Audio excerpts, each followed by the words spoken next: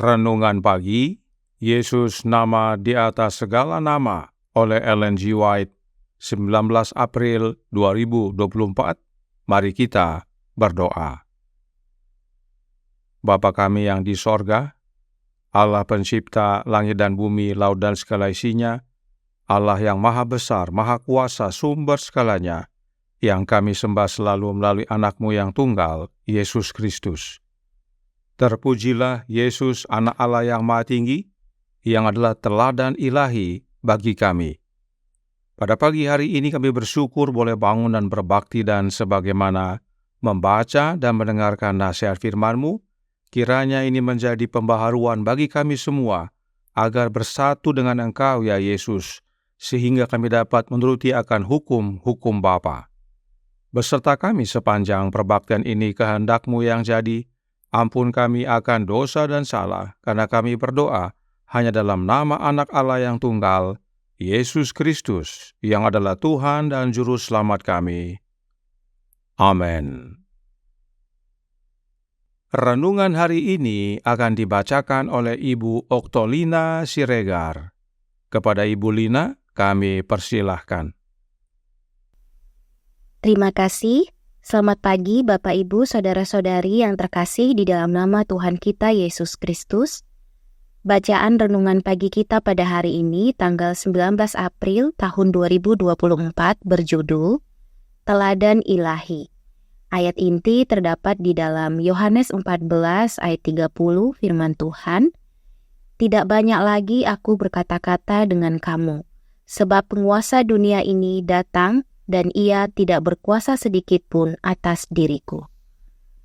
Suatu waktu kesesakan yang besar yang belum pernah terjadi akan segera menimpa kita, dan kita akan membutuhkan sebuah pengalaman yang tidak kita miliki sekarang dan yang banyak orang enggan untuk mendapatkannya.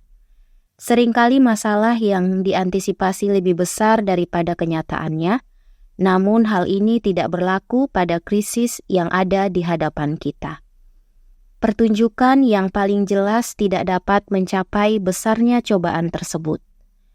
Dalam masa pencobaan itu, setiap jiwa harus membela dirinya sendiri di hadapan Tuhan. Dan biarpun Nuh, Daniel, dan Ayub berada di tengah-tengahnya, demi aku yang hidup, demikianlah firman Tuhan Allah, mereka tidak akan menyelamatkan baik anak laki-laki maupun anak perempuan, melainkan mereka akan menyelamatkan hanya nyawanya sendiri karena kebenaran mereka. Yehezkiel 14 ayat 20. Sekarang sementara imam besar kita melakukan penebusan bagi kita harus berusaha untuk menjadi sempurna di dalam Kristus. Bahkan hanya dengan satu pemikiran pun, Juru Selamat kita tidak dapat menyerah pada kuasa pencobaan. Setan menemukan dalam hati manusia suatu titik di mana ia dapat memperoleh pijakan. Beberapa keinginan berdosa dipupuk, yang melaluinya godaan-godaan itu menegaskan kekuatannya. Namun Kristus menyatakan dirinya sendiri. Penguasa dunia ini datang dan ia tidak berkuasa sedikit pun atas diriku. Yohanes 14 ayat 30. Setan tidak dapat menemukan apapun dalam diri anak Allah yang memungkinkan dia memperoleh kemenangan. Dia telah menaati perintah-perintah Bapanya, dan tidak ada dosa di dalam dia yang dapat digunakan setan untuk keuntungannya. Inilah keadaan yang harus ditemukan dalam diri orang-orang yang mampu bertahan di masa kesukaran. Dalam hidup ini kita harus memisahkan dosa dari diri kita, melalui iman kepada darah penebusan Kristus. Juru Selamat kita yang berharga mengundang kita untuk menyatukan diri kita dengannya, untuk menyatukan kelemahan kita dengan kekuatannya, ketidaktahuan kita dengan kebijaksanaannya, ketidaklayakan kita terhadap jasa-jasanya. Pemeliharaan Allah adalah sekolah di mana kita belajar tentang kelembutan dan kerendahan hati Yesus. Tuhan selalu menetapkan di hadapan kita bukan jalan yang kita pilih, yang tampaknya lebih mudah dan menyenangkan bagi kita, melainkan tujuan hidup yang sebenarnya. adalah tanggung jawab kita untuk bekerja sama dengan agen-agen yang digunakan surga dalam pekerjaan menyelaraskan karakter kita dengan teladan ilahi. Tak seorang pun dapat mengabaikan atau menunda pekerjaan ini kecuali dengan bahaya yang paling menakutkan bagi jiwa mereka. The Great Controversy, halaman 622-623. Demikianlah bacaan renungan pagi kita pada hari ini. Terima kasih, Tuhan Yesus memberkati. Terima kasih atas penata layanan Ibu Lina. Tuhan Yesus memberkati. Selamat pagi saudaraku dalam Tuhan. Roh nubuat memberi nasihat kepada kita yang menantikan kedatangan Kristus di awan-awan di langit dengan kuasa dan kemuliaan besar sebagai Raja di atas segala raja dan Tuan di atas segala tuan, dalam Faith and Works halaman 115 paragraf 3 yang berkata, mereka akan membenci dosa dan kejahatan sama seperti Kristus membenci dosa. Mereka akan menuruti perintah-perintah Allah sebagaimana Kristus menuruti perintah-perintah Bapanya. Perhatikan, Allah yang dimaksudkan di sini adalah Bapanya Yesus. Nah, apakah perintah-perintah Bapa tersebut? Christian Education halaman 112 paragraf 2 menyatakan, hukum Allah telah diberikan kepada kita agar kita mempunyai aturan untuk mengatur perilaku kita. Tidak ada tindakan kejahatan yang dapat dimaafkan oleh hukum. Tidak ada kejahatan yang luput dari kutukannya. Kehidupan Kristus merupakan penggenapan sempurna dari setiap aturan hukum ini. Dia berkata, aku menuruti perintah Bapa-Ku. Yohanes 15 ayat 10. Perintah-perintah Bapa itu adalah hukumnya Bapa. Dan kehidupan Kristus adalah penggenapan sempurna dari hukum Bapanya, sebab Yesus menuruti perintah Bapanya. Nah, bagaimana Yesus menuruti perintah Bapanya? Para Nabi dan Bapa, jilid pertama, halaman 390, paragraf 2, menjawab. Melalui Nabi, ia berkata tentang dirinya sendiri, aku suka berbuat kehendak-Mu, ya Allah, dan hukum-Mu ada di dalam dadaku. Mazmur 40 ayat 9. Dan pada waktu hidup di antara manusia, ia berkata, Bapa tidak pernah meninggalkan aku sendirian, karena aku selalu melakukan perkara-perkara yang menyukakan hatinya. Yohanes 8 ayat 29. Inilah rahasia keberhasilan Yesus sebagai manusia dalam menuruti perintah Bapanya, sebab Bapanya tidak pernah meninggalkan Yesus sendirian. Fokusnya adalah hubungan Yesus dengan Bapanya. Tidak ada yang lain. Hanya Yesus yang bersatu dengan Bapanya, demikian Bapa juga bersatu dengan Yesus. Itu sebabnya dalam tulisan lainnya Roh Nubuat menjelaskan, Kerinduan Segala Zaman, buku kedua, halaman 79, paragraf 2. Apa yang telah dinyatakan dalam perkataannya, dinyatakan juga dalam tabiatnya, ialah penjelmaan kebenaran yang diajarkannya. Aku tidak berbuat apa-apa dari diriku sendiri, tetapi aku berbicara tentang hal-hal sebagaimana diajarkan Bapa kepadaku. Dan Ia yang telah mengutus aku, Ia menyertai aku. Ia tidak membiarkan aku sendiri, sebab aku senantiasa berbuat apa yang berkenan kepadanya. Ia tidak berusaha membuktikan tuntutannya bahwa Ialah Mesias, melainkan menunjukkan persatuannya dengan Allah. Perhatikan, apa yang Yesus buat dan katakan adalah sebagaimana yang diajarkan oleh Bapa. Itu sebabnya Bapa tidak membiarkan Yesus sendirian. Allah Bapa dan Anaknya selalu bersama. Mengapa kebenaran ini penting sekali kita pahami? Sebab Roh Nubuat berkata dalam Selected Messages buku ketiga, halaman 197, paragraf 3. Tetapi banyak yang mengatakan bahwa Yesus tidak seperti kita, bahwa Dia tidak seperti kita di dunia ini, bahwa Dia adalah ilahi, dan bahwa kita tidak dapat menang sebagaimana Dia menang. Tetapi Paulus menulis, Sebab sesungguhnya bukan malaikat-malaikat yang ia kasihani, tetapi keturunan Abraham yang ia kasihani.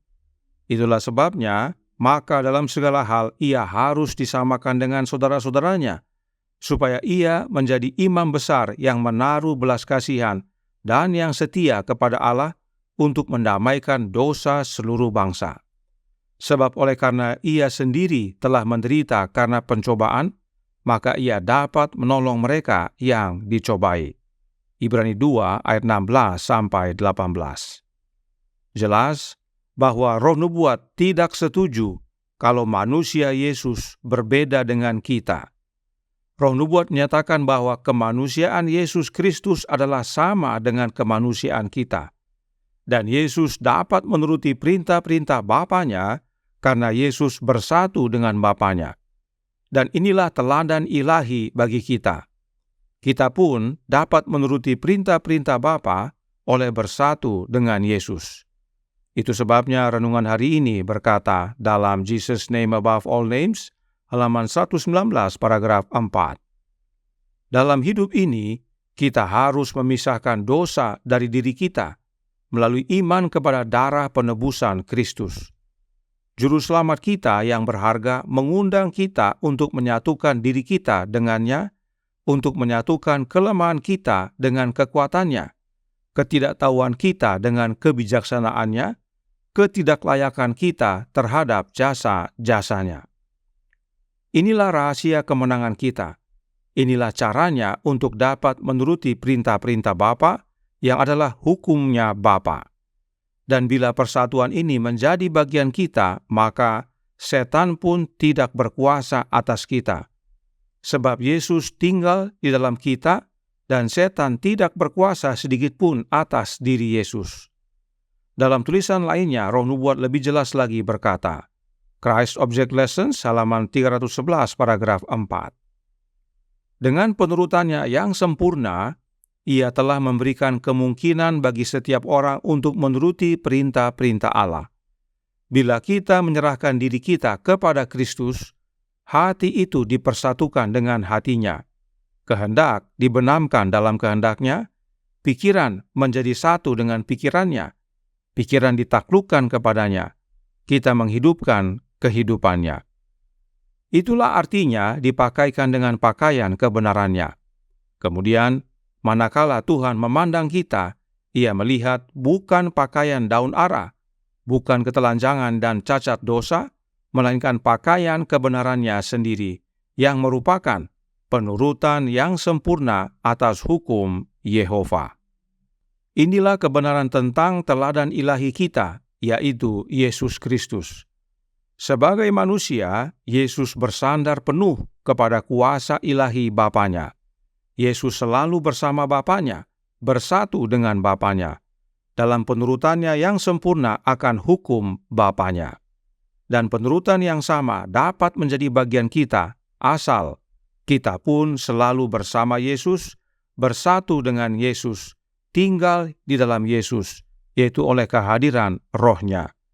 Dan kita harus mulai dari sekarang ini di dunia ini, sebab bahaya yang menakutkan mulai melanda dunia ini. Karenanya jangan tunda. Biarlah Kristus tinggal dalam kita dan kita dalam Dia. Tuhan memberkati, saya bawa dalam nama Yesus. Amin. Mari kita berdoa. Bapa kami yang di sorga, Allah pencipta langit dan bumi, laut dan segala isinya, Allah yang maha besar, maha kuasa, sumber segalanya, yang kami sembah selalu melalui anak-Mu yang tunggal, Yesus Kristus. Terima kasih atas nasihat vital pada pagi hari ini. Yesus adalah teladan ilahi bagi kami, teladan dalam penurutan yang sempurna akan hukum-hukum Engkau, ya Bapa.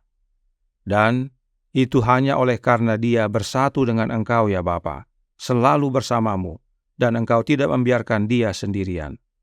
Dan hal yang sama boleh menjadi bagian kami asal kami menerima Kristus dalam hidup ini. Karenanya tolong kami, ya Bapa. Suruhlah roh anak-Mu dalam hati kami, dan biarlah masing-masing kami semua mau membuka hati agar Kristus masuk dalam hati kami. Sebab oleh kehadiran Roh-Nya lah kami bersatu dengan Kristus, dan bila mana kami bersatu dengan Dia, itulah yang memampukan kami untuk menuruti hukum-hukum-Mu, ya Bapa, dengan sempurna. Karena Yesuslah yang mengerjakan dalam kehidupan kami.